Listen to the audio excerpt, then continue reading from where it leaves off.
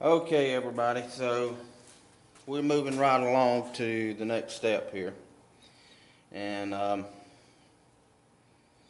this is going to be a time consuming task because there's a lot going on with this next step. So we're gonna attempt to fit the bearings to the crankshaft today. Now, everything in the engine is based off of the crankshaft. If the crankshaft's not right, nothing else is going to be right. This is the part that creates the energy for the drive line to propel the vehicle forward. And I'll show you how that works later on, but we're going to focus on trying to fit the bearings today. So first thing is that these Jeep engines are kind of unique in a lot of ways, and one of the ways is that they don't have bearing locks like a normal, like a Chevrolet or a Mopar or a Ford, to keep the bearing from spinning inside the block. They do have locks, but not like any other manufacturer, and I'm not quite sure why they did it this way, but I would, if I had to guess, I would say that it would have to be just the nature of what the engine was required to work in, as far as dirt and mud and stuff like that. So I think the engineers made an attempt to, at all costs, stop the bearing from spinning in the case. And I think that's why they use these particular locks. But they're basically just little studs that fit down in these holes in here, just like this.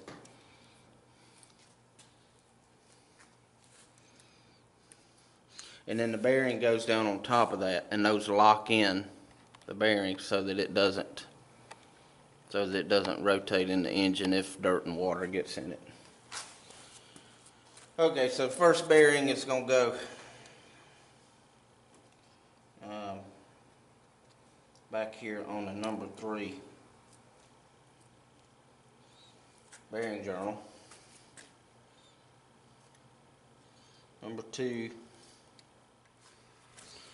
Okay, so number 2 lock goes in here.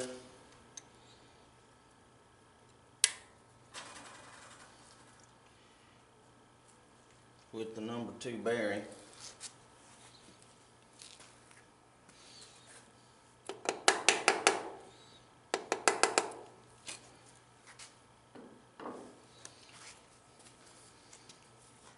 And then the thrust bearing.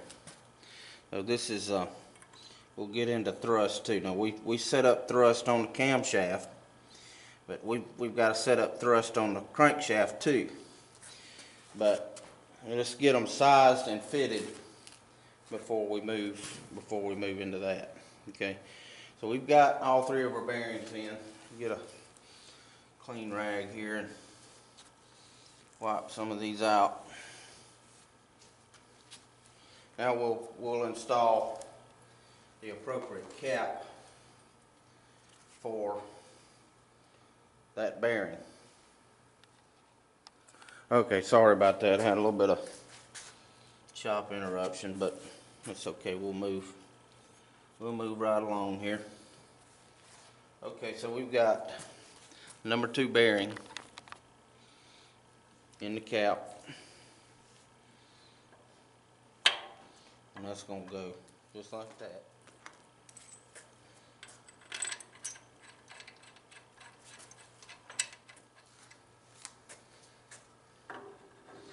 Okay, there's number 3.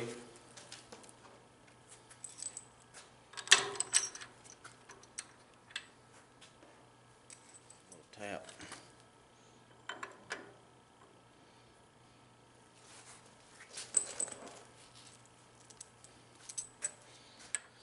Okay, so we got our bearings installed. We're just going to torque them in place.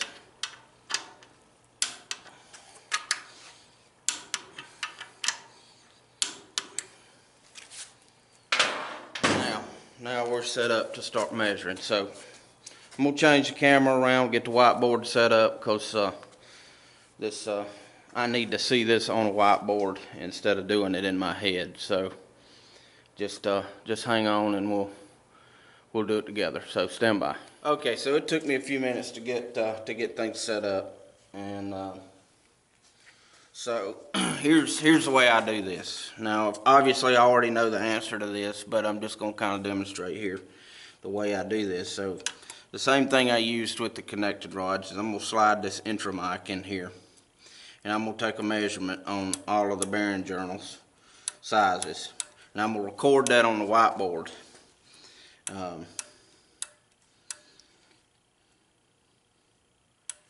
And then we'll compare numbers and see, you know, how this thing plays out. So stand by.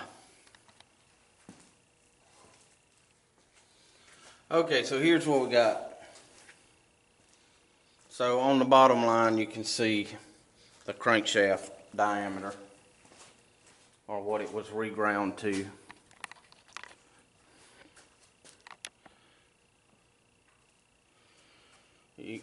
And that's 2 inches 294, and that's all the way across the board.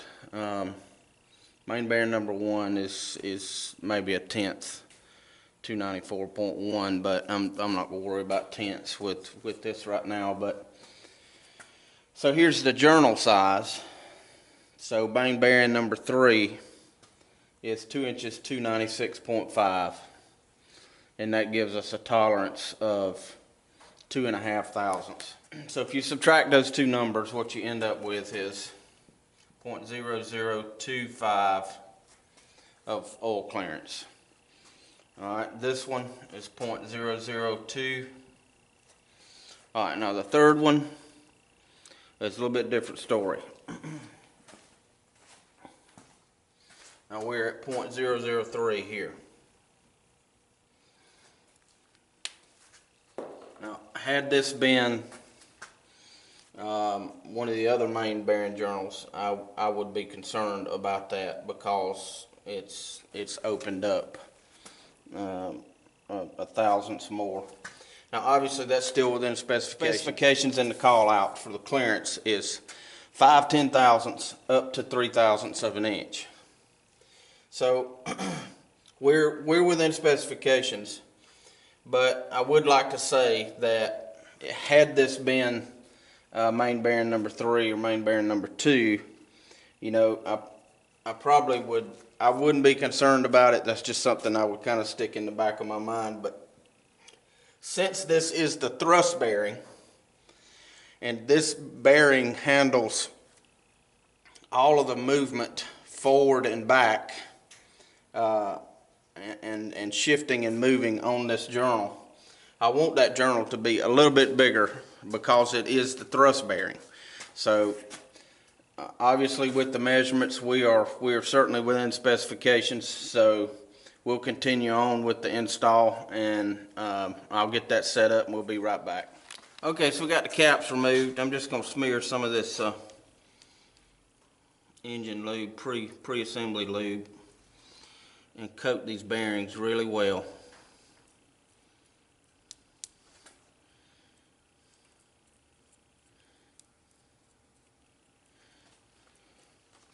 And I'm going to do the same for the caps. Okay, so we got our caps lubed. Our crankshaft has been cleaned. So we're going to grab this jewel, and we're going to gently set her down inside the engine here. Now our goal is we want to be able to torque these caps to specification and the crankshaft not bind. Now if we did our measuring right, then we should have no issues. But I need to verify that before we move on.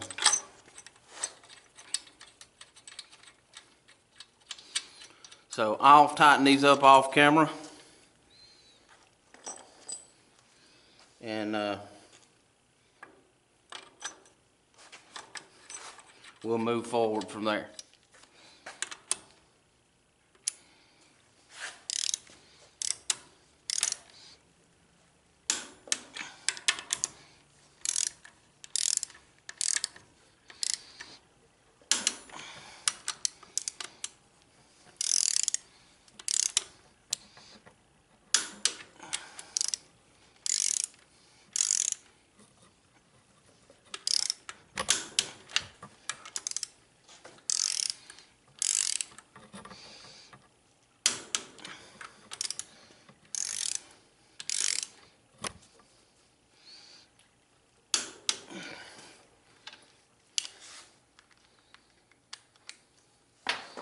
Okay, so the moment of truth.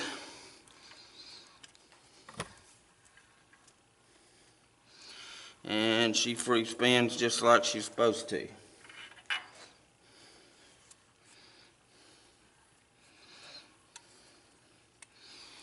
Okay, so that's the main bearing setup. And so now we have to deal with the lateral thrust. So you can see how that crankshaft moves around, and it's going to end up being just like the crankshaft, I mean the camshaft. We want it to move some, but we don't want it to move that much. So that'll be the next video on how to get that set up, because we got to get the rear main oil seal installed, and I'll do that off camera. And while I'm discussing the rear main oil seal, oil seal,